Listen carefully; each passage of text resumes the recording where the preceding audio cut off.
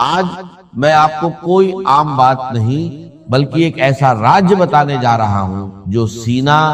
بس سینہ ہم تک پہنچے، بلکہ ایسا نور ہے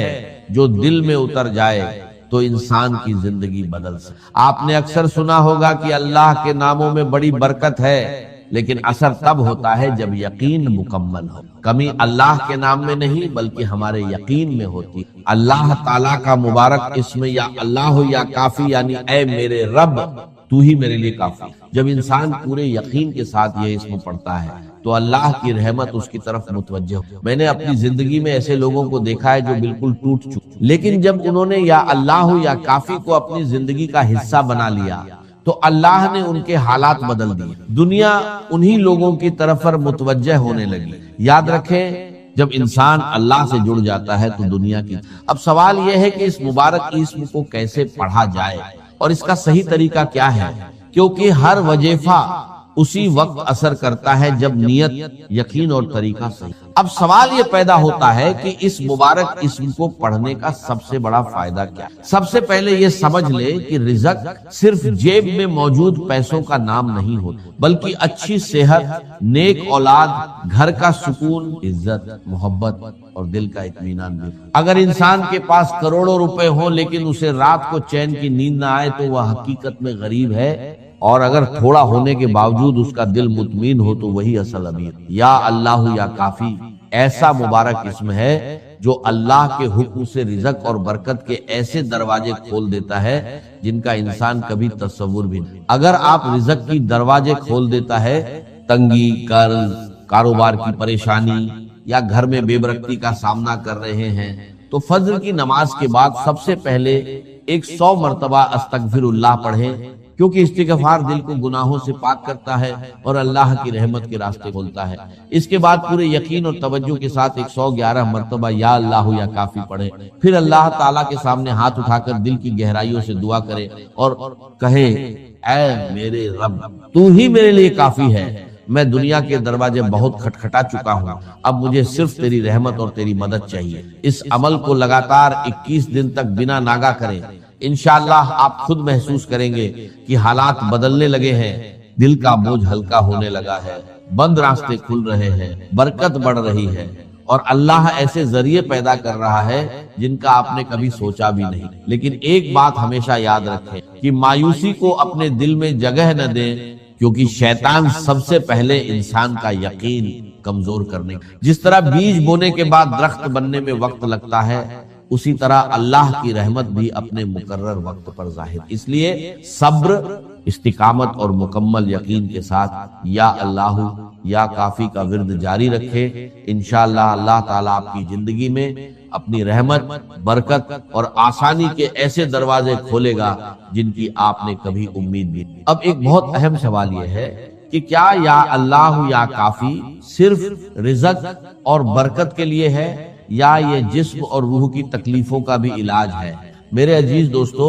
آج کے دور میں بہت سے لوگ ایسے ہیں جن کی تمام میڈیکل رپورٹس بالکل ٹھیک آتی ہیں، لیکن پھر بھی ان کا دل ہر وقت بے چین رہتا ہے، راتوں کی نیند اڑ جاتی ہے، گھبراہٹ، اداسی، ڈر اور تھکاوٹ ان کا پیچھا نہیں چھوڑتی۔ انسان باہر سے بالکل ٹھیک دکھائی دیتا ہے لیکن اندر سے ٹوٹ چکا ہوتا ہے۔ یہ صرف جسم کا نہیں بلکہ روح کا بھی مسئلہ ہوتا ہے، اور جب مسئلہ روح کا ہو تو اس کا علاج بھی اللہ کی طرف رجوع کرنے میں ہے۔ یا اللہ یا کافی ایسا مبارک اسم ہے جو اللہ کے حکم سے دل کو سکون، روح کو طاقت اور انسان کو نئی امید عطا کرتا ہے۔ میں نے ایسے لوگوں کو بھی دیکھا ہے جو مایوسی کا شکار تھے، لیکن جب انہوں نے پورے یقین کے ساتھ اس مبارک اسم کا ورد شروع کیا تو اللہ نے ان کے دلوں میں ایسا سکون اتارا کہ ان کی زندگی بدلنے لگی۔ اگر آپ یا آپ کا کوئی عزیز ایسی پریشانیوں سے گزر رہا ہے تو عشاء کی نماز کے بعد باوضو بیٹھ جائیں، سب سے پہلے 70 مرتبہ استغفر اللہ پڑھیں تاکہ دل گناہوں سے پاک ہو جائے اور دعا کی راہ آسان ہو جائے۔ اس کے بعد پورے یقین اور توجہ کے ساتھ 100 مرتبہ یا اللہ یا کافی پڑھیں۔ پڑھتے وقت یہ تصور رکھیں کہ اللہ کا نور آپ کے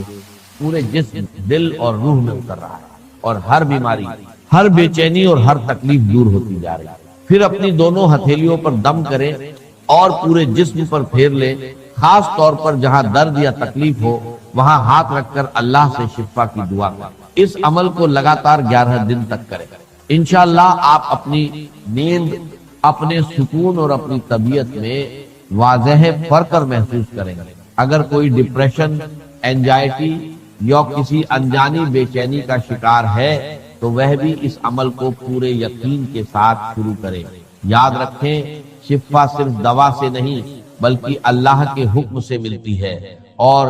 جب بندہ سچے دل سے اپنے رب کو پکارتا ہے تو اللہ ایسے اسباب پیدا فرما دیتا ہے جن کا انسان گمان بھی نہیں کر سکتا۔ اس لیے کبھی مایوس نہ ہو، اپنے رب پر بھروسہ رکھیں اور یا اللہ یا کافی کو اپنی زندگی کا حصہ بنا لے، کیونکہ وہی ذات ہر تکلیف کے لیے کافی ہے۔ اب آخر میں ایک بہت اہم بات سمجھیے کہ یا اللہ یا کافی کا اثر صرف رزق، صحت یا سکون تک محدود نہیں ہے، بلکہ یہ انسان کی پوری زندگی کو بدلنے کا ذریعہ بن سکتا ہے، بشرطے اس کے اندر یقین،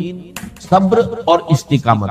آج بہت سے نوجوان ڈگریاں لے کر گھوم رہے ہیں مگر نوکری نہیں،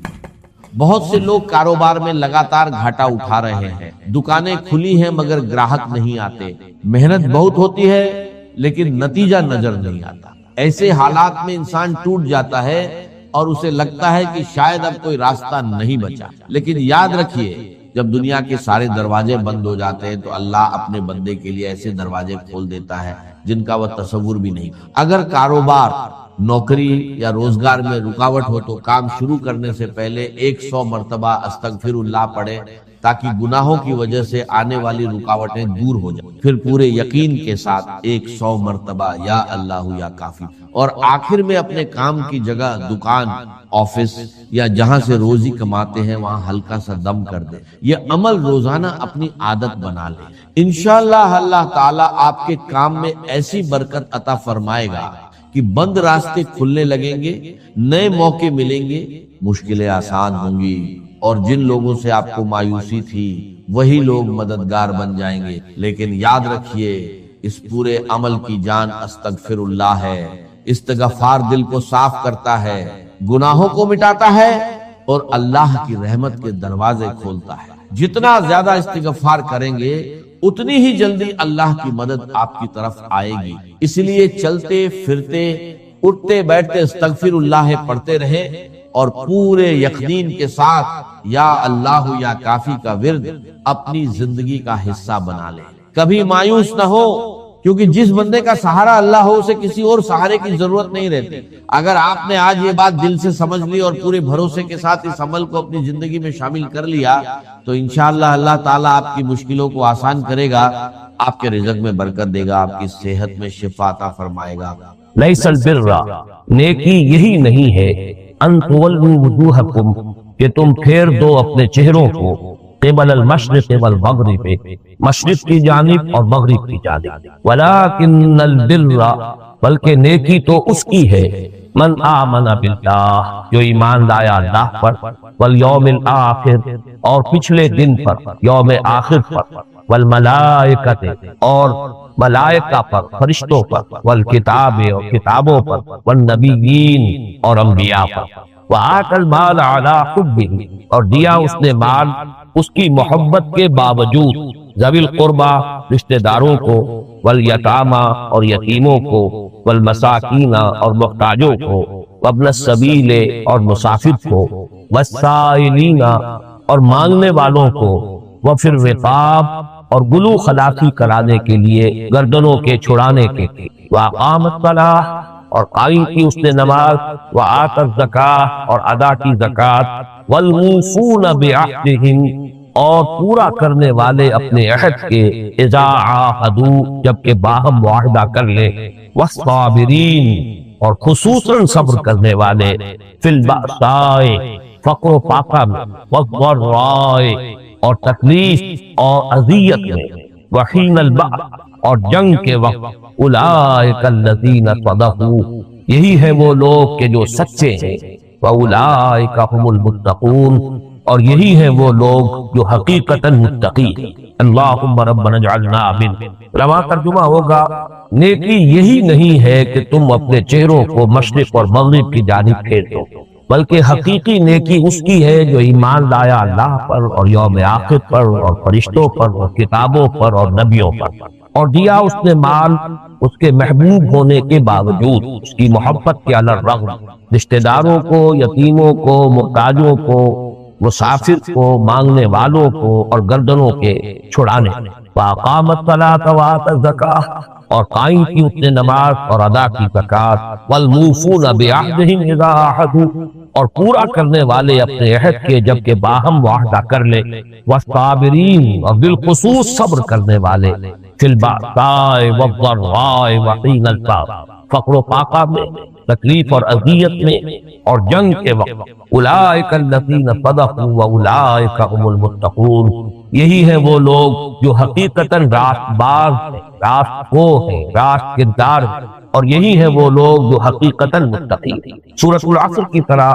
اس آیہ مبارکہ کے ضمن میں بھی پہلے 4 تمہیدی باتیں نوٹ کر لیا۔ سب سے پہلی بات یہ کہ یہ ایک آیت ہے، لیکن حجم میں آپ کو معلوم ہے کہ سورۃ العصر سے 3.5 گنا ہے۔ یہ قرآن مجید کی طویل ترین آیات میں سے ہے، اگرچہ بعض آیات جو ہیں وہ اس سے بھی طویل تر ہے قرآن حکیم میں، بلکہ آیت الدین جو ہے 39واں رکوع میں جو ہے سورہ بقرہ کے تقریباً پورا رکوع اسی ایک آیت پر مشتمل ہے، وہ اس آیت سے بھی دگنے سے بھی زیادہ ہے اپنے حجم۔ آیت الکرسی بھی تقریباً اس کے لگ بھگ۔ صرف یہ بات نوٹ کرانی ہے جو میں نے سورۃ العصر کے ضمن میں بھی نوٹ کرائی تھی کہ قرآن حکیم میں آیتوں اور سورتوں کے تعیین یہ خالص توقیفی امر، یہ موقوف ہے نبی کے بتانے پر صلی اللہ علیہ وسلم۔ اس میں کسی کے اجتہاد کو کوئی دخل، کوئی منطق، کوئی اصول، گرامر کے ان میں سے کوئی شے نہیں ہے کہ جو فیصلہ کن ہو۔ آیات کی تعیین میں، سورتوں کی تعیین، آیت نہایت چھوٹی بھی ہے، والعصر آیت ہو گئی، آیات حروف مقطعات پر بھی مشتمل ہے، حامیم آیت ہو گئی، اسی طریقے سے آیتیں انتہائی لمبی بھی ہیں جیسا کہ میں نے ابھی آپ کو بتایا، یہ خود یہ آیت ہے، اسی طریقے سے آیت الکرسی ہے، اسی طریقے سے اس سے بھی دگنی سے بھی زیادہ جو آیت الدین ہے۔ تو بات صرف یہ نوٹ کرنے کی ہے کہ یہ تمام امور اصطلاح میں ہم کہتے ہیں کہ توقیفی امور ہے، یعنی موقوف ہے اس پر کہ نبی صلی اللہ علیہ وسلم ہمیں بتایا۔ جیسے آپ نے بتایا روایات کے اعتبار سے اختلاف ہو جائے گا، کہیں آیت کی گنتی میں فرق ہو جائے گا، یہ کہ وہ روایات جو ہیں قرات کی اس کے اعتبار سے اگر فرق ہے، لیکن بنیاد وہی رہے گی کہ اس میں کسی گرامر، کسی منطق، کسی اور اصول کوئی بیان یا اصول کلام، ان میں سے کسی کو کوئی دخل حاصل نہیں ہے، یہ کلیتاً نبی اکرم صلی اللہ علیہ وسلم کی بتائی ہوئی بات ہے۔ دوسری بات یہ نوٹ کیجئے کہ یہ ہمارے منتخب نصاب کا موضوع ترین درس نمبر 2 ہے، اس لیے کہ سورۃ العصر میں انسان کی نجات کی 4 شرائط بیان یا اس کے فوز و فلاح کے 4 لوازم بیان، ایمان، عمل صالح، تواتب الحق، تواتب الصبر۔ اس آیت سے اب آپ دیکھیے کہ 3 چیزیں تو وہ ہیں ان 4 میں سے جو صراحتاً مذکور ہیں، بلکہ ان میں سے ہر ایک کی قدر تفصیل آئی۔ ایک چیز البتہ ایسی ہے جو یہاں پر محذوف ہے، یا صحیح تر الفاظ میں کہنا چاہیے کہ مقدر ہے، مثبت ہے، چھپی ہوئی ہے۔ یہ بات بعد میں بیان ہوگی کہ یہ کیوں مقدر ہے، کس دلیل کی بنیاد پر یہ کہا جا سکتا ہے کہ وہ بات یہاں پر انڈرسٹوڈ ہے، گویا کہ محذوف ہے، لیکن مراد ہے، مقدر ہے، مضمر ہے، چھپی ہوئی ہے، بیان نہیں ہوئی، لیکن یہ کہ یہاں پر گویا کہ وہ مذکور ہے، پوٹینشلی بالکل ہوا۔ سب سے پہلے نوٹ کیجئے سورۃ العصر میں ایک لفظ آیا الا الذین آمنوا، ایمان۔ یہاں آپ دیکھیے کہ 5 ایمانیات کی تفصیلات، ولکن البر من آمن باللہ والیوم الآخر والملائکۃ والکتاب والنبی۔ اس کی بہترین تشبیہ جو میرے ذہن میں کبھی آئی تھی اور بارہا میں نے عرض کی ہے، وہ یہ ہے کہ جیسے سورۃ العصر میں جو لفظ ایمان ہے وہ ایک کلی کے مانند ہے۔ کلی ابھی کھلی نہ ہو تو اس میں پتیاں تو ہوتی ہیں لیکن نمایاں نہیں، کلی کھلتی ہے، پھول بنتا ہے، وہ پتیاں نمایاں ہو جاتی ہیں۔ گویا کہ لفظ ایمان میں یہ 5 پتیاں موجود تھیں، لیکن سورۃ العصر میں اس کی حیثیت ایک بند کلی کی تھی جو کہ اس آیہ مبارکہ میں کھل گئی ہے، اس نے پھول کی شکل اختیار کی۔ تو 5 ایمانیات ہمارے سامنے آئے، ایمان باللہ، ایمان بالآخرہ، ایمان بالملائکہ، ایمان بالکتب، ایمان بالانبیاء والرسل۔ اسی طرح سورۃ العصر میں ایک بہت جامع عنوان تھا، وَعَمِلُوا الصَّالِحَاتِ، عمل صالح، بہت گمبھیر، بہت جامع ایک عنوان۔ یہاں اب آپ دیکھیے کہ اس کے 3 ذیلی عنوانات قائم ہوئے۔ سب سے پہلا اور سب سے اہم انسانی ہمدردی، سخاوت، خدمت خلق، اپنا پیسہ اپنا مال جو طبعاً انسان کو مرغوب ہے، محبوب ہے، اسے خرچ کر سکنا ضرورت مندوں پر، محتاجوں پر، مساکین پر، یتیموں پر، لوگوں کی تکلیفیں رفع کرنے میں، لوگوں کو بندروں سے چھڑانے میں، گردنوں کے آزاد کرنے میں، یہ گویا کہ انسانی ہمدردی اور خدمت خلق، یہ پہلا عنوان ہوا۔ دوسرا عنوان عبادات، وَأَقَامَ الصَّلَاةَ وَآتَى الزَّكَاةَ، یہ عبادات میں سے جو اہم ترین عبادات ہے نماز اور زکوٰۃ، ان کا تذکرہ ہو گیا۔ اور تیسرے معاملات انسانی، اب وہ بھی ہیومن ریلیشنز ہیں، ان سب کا اگر آپ تجزیہ کریں گے تو معلوم ہوگا کہ ان سب کی بنیاد کسی نہ کسی معاہدے پر، چاہے وہ معاہدہ صراحتاً کیا گیا، لفظاً اس کو وجود میں لایا گیا، چاہے وہ امپلائڈ مقدر گویا کہ خود وہ چیز موجود ہے جس کی تفصیل بعد میں آئے گی، لیکن تمام انسانی معاملات کا دار و مدار معاہدے پر۔ ایفائے عہد ایک ایسی شے ہے کہ اگر وہ کسی معاشرے میں عام ہو جائے تو گویا کہ اسٹریم لائننگ ہو جائے گی تمام انسانی معاملات اور باہمی جو بھی لین دین، جس طرح کے بھی تعلقات ہیں آپس کے، ان سب کے اندر حسن اور خوبی پیدا ہو جائے گی اور اس میں سے تمام خرابیاں نکل جائیں گی۔ لہذا معاملات کے ضمن میں ایفائے عہد، یہ جو 3 ذیلی عنوانات میں نے آپ کے سامنے رکھے ہیں، ان کی بھی ایک بہترین تشبیہ یہ ہے کہ جیسے ایک تناور درخت ہو اور اس تناور درخت کا جو تنا ہے مین، وہ اوپر جا کر 3 بڑی بڑی شاخوں میں تقسیم ہو جائے۔ ایک شکل یہ بھی ہوتی ہے کہ ایک لیول پر ایک شاخ نکل گئی، دوسرے لیول پر پھر دوسری شاخ نکلی ہے، تیسرے لیول پر پھر تیسری شاخ ہے۔ لیکن کبھی آپ نے دیکھا ہوگا ایسے بھی درخت ہوتے ہیں جس کا کہ مین تنا جو ہے جا کر 2 شاخوں میں، جو برابر 2 شاخیں تقسیم ہو گیا۔ اسی طرح آپ تصور کیجئے کہ 3 شاخوں میں وہ مین جو اس کا تنا ہے وہ تقسیم ہو گیا۔ یہ 3 شاخیں انسانی ہمدردی اور خدمت خلق، عبادات اور نمبر 3 معاملات۔ اس کے بعد جو تیسری چیز سورۃ العصر میں تھی، تواقی بالحق، وہ یہاں مذکور نہیں، لیکن جیسا کہ میں نے عرض کیا محذوف ہے، مقدر ہے، مضمر ہے، اس کی دلیل بعد میں سامنے آئی۔ آخری کی سورۃ العصر میں صبر، وتواصوا بالصبر، تواصی بالصبر، یہاں پھر وہی بات جیسے عمل صالح کے 3 بڑے بڑے ذیلی عنوانات آئے، صبر کے 3 مواقع، والصابرین فی البأساء والضراء وحین البأس، فقر و فاقہ، تنگی، یہ بھوک، اس کو برداشت کرنا۔ اسی طریقے سے جسمانی اذیت، تکلیف پہنچائی جا رہی، فزیکل پرسیکیوشن ہو رہی، اس میں ثابت قدم رہنا، ڈٹے رہنا، اور سب سے بڑھ کر صبر کا میدان کہ جان ہتھیلی پر رکھ کر میدان میں آ جانا، جان کی بازی لگانے کے لیے انسان تیار، وہاں ثابت قدم رہے، پامرزی کا مظاہرہ کرے، بزدلی کا مظاہرہ نہ ہو، انسان پیٹ دکھا کر نہ بھاگے۔ تو یہ گویا کہ 3 مواقع صبر ہے، والصابرین فی البأساء والضراء وحین البأس، اور صبر کرنے والے فقر و فاقہ میں، بھوک میں اور تکلیف میں، اذیت میں، کوفت میں اور جنگ کے وقت۔ اولئک الذین صدقوا واولئک هم المتقون، یہ ہیں وہ لوگ جو سچے ہیں اور یہ ہیں وہ لوگ جو حقیقتاً متقی ہیں۔ تقویٰ کا دعویٰ کرنا آسان ہے، لیکن یہ کہ تقویٰ کی حقیقت سمجھنی ہو تو یہ ایک پوری انسانی شخصیت کا حیولہ ہمارے سامنے آیا ہے، پورے انسانی کردار کی ایک نقشہ کشی ہمارے سامنے کر دی گئی ہے۔ یہ ہے راست باز انسان، یہ ہے متقی انسان۔ اب تیسری بات کی طرف آئیے، اور وہ یہ ہے کہ اس آیہ مبارکہ کا موضوع کیا ہے اور اس کی اہمیت کیا ہے۔ ظاہر بات ہے، ترجمے سے یہ بات سامنے آ چکی ہے کہ اس کا موضوع یہ ہے کہ نیکی کے ایک محدود تصور کی نفی سے بات شروع کی گئی۔ نیکی یہی نہیں ہے کہ تم اپنے چہرے مشرق اور مغرب کی طرف کر لو، بلکہ نیکی تو اس کی ہے جو ان شرطوں کو پورا کر رہا، جس میں یہ خصائص اور اوصاف موجود۔ تو گویا کہ نیکی کی حقیقتاً نیک شخص کون ہے، یہ اس آیہ مبارکہ کا موضوع۔ اس موضوع کی اہمیت کے بارے میں چاہتا ہوں کہ ہم ذرا غور کریں۔ میرا اپنا تاثر اور میرا جو اپنا تجزیہ ہے وہ تو یہ ہے کہ جس طرح انسان کو اپنی حیات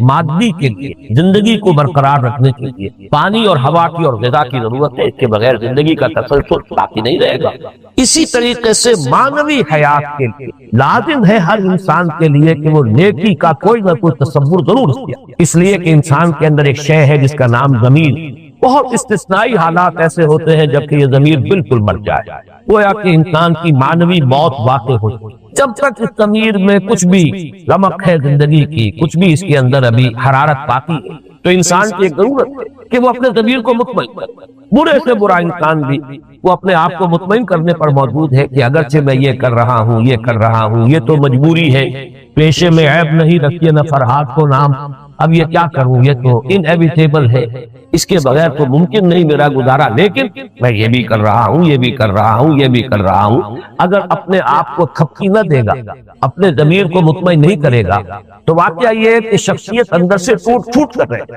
اس کے اپنے اندر سے وہ اعتماد ختم ہو جائے گا۔ اس اعتماد کے سہارے سے انسان کی مانوی شخصیت برقرار ہے، اس کے اندر جو ایک تا ہے، اس کے اندر جو ایک ہونے کی کیفیت ہے کہ وہ ایک حیات جو ہے حیاتیاتی اکائی کی حیثیت سے برقرار رہے، اس کے لیے ضروری ہے انسان کے اپنے اندر کا ایک اطمینان، چاہے وہ جھوٹا اطمینان، چاہے انسان نے اپنے آپ کو کسی ہی بہت ہی یعنی غلط بنیاد پر اپنے آپ کو وہ مطمئن کیا ہو اپنے ضمیر کو، لیکن یہ کہ یہ ہر انسان کی ایک لازمی ضرورت۔ اب میں یہ چاہتا ہوں کہ اس کے ضمن میں بلکہ یہ کہ ایک بہت پیارا شعر ہے جو مجھے کبھی میں نے کہیں سنا تھا، مجھے یہ بھی معلوم نہیں کہ یہ شاعر کون ہے، لیکن جو میں نے ابھی عرض کیا ہے کہ نیکی کا کوئی نہ کوئی تصور اختیار کرنا ہر انسان کی لازمی ضرورت۔ اگر یہ نہیں ہوگا تو انسان ٹوٹ کر رہ جائے گا، اندر سے اس کی شخصیت جو سپلٹ ہو جائے گا، وہ ایک وحدت کی حیثیت سے اپنی مانوی شخصیت کو برقرار نہیں رکھ سکے۔ تو اس کی بہترین تعبیر ہے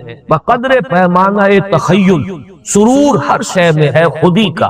اگر نہ ہو یہ فریب پیہم تو دم نکل جائے آدمی کا۔ یہ خودی کا ایک احساس جو ہے یہ انسان کو، بلکہ یہ کہ ہر شے کو اپنے یہ خودی کا احساس جو ہے اس کے اپنے وجود کے برقرار رکھنے میں بہت مبین ہے۔ تو بقدر پیمانہ تخیل سرور ہر شے میں ہے خودی کا، اگر نہ ہو یہ فریب پیہم تو دم نکل جائے آدمی کا۔ تو واقعہ یہ ہے کہ چاہے انسان اپنے آپ کو دھوکہ دے رہا ہو، لیکن کسی نہ کسی نیکی کا وہ اہتمام کر کے اپنے آپ کو مطمئن کرنے پر مجبور ہے کہ جہاں میری مجبوریاں ہیں اور ان کی بنا پر میں یہ غلط حرکتیں کرنے پر گویا کہ مجبور ہو چکا ہوں، لیکن میں نے ان نیکیوں کا بھی اہتمام کیا ہے۔ اس کا ذرا تجزیہ کر دیجیے۔ ہمارے معاشرے میں جو بدترین لوگ شمار ہوں گے، ان کا اگر ایک ایک کر کے آپ کو جائزہ لیں تو شاید سر فہرست اس میں فاحشہ عورتیں آئیں، عصمت فروش عورتیں، اپنا جسم بیچنے والی، لیکن یہ کہ آپ نے دیکھا ہوگا کہ ان کے ہاں بھی ایک خاکہ نیکی کا کھلا رہتا تھا۔ چنانچہ عرسوں میں حاضر ہوتی، مزاروں پر حاضری دینا، عرسوں میں شرکت، وہاں دھمال کھیلنا، اسی طریقے سے تعزیے کے جلوس میں کالے کپڑے پہن کر اس میں آگے ہونا، بلکہ ہراول دستے کی شکل اختیار کرنا، سبیلیں لگانا، باغ کے بارے میں آپ کے علم ہوگا مسجدیں تعمیر کرانا، یہ سارے کام ہیں جو وہ کرتی ہیں، اس لیے کہ انہیں بھی یہ احساس ہوتا ہے۔ اور واقعہ یہ کہ ان کے ذمن میں تو شاید یہ بات اتنی غلط بھی نہیں ہے، اس لیے کہ شورش کاشمیری مرحوم نے جو کتاب لکھی تھی اس میں تحقیق کی تھی ان عورتوں کے بارے میں کہ جو اس بازار میں پہنچ جاتی ہے، کیسے پہنچتی، کوئی حادثہ ہوا، کہیں کسی کو اغوا کر لیا گیا، زبردستی لا کر اس بازار میں بٹھا دیا گیا، اب انہیں یہ معلوم ہے کہ ہمارے لیے اب دوسری زندگی کے دروازے بند ہو چکے، ہمیں معاشرے میں اب کوئی قبول نہیں کرے، تو گویا کہ ایک مجبوری کے احساس کے تحت بھی اپنے اس پیشے کو جاری رکھنے پر مجبور ہو۔ یہ بہت سخت حال ہوتا جس طریقے سے کہ ایک بڑا دلچسپ واقعہ ہے کہ اورنگزیب عالمگیر رحمۃ اللہ علیہ نے ایک خاص زمانے میں گانے بجانے پر دہلی میں پابندی لگا دی۔ اب جو وہاں کے گویے تھے اور سازندے تھے ان کے گویا کہ مارٹ کا دروازہ بند ہو گیا، تو انہوں نے بڑا ایک لطیف ہیلا اختیار کیا کہ معلوم تھا کہ بادشاہ بیٹھا کرتے ہیں روکے میں، وہ جو دریائے جمنا جو محل ہے اور لال قلعہ ہے دہلی کا، اس کے ساتھ سے جمنا گزرتا ہے، جھروکے میں بیٹھ کر بادشاہ اپنا وقت جو ہے سیر کرتے ہیں، تو وہاں سے پھر وہ ایک کشتی میں سوار ہو کر گزرے اور وہاں انہوں نے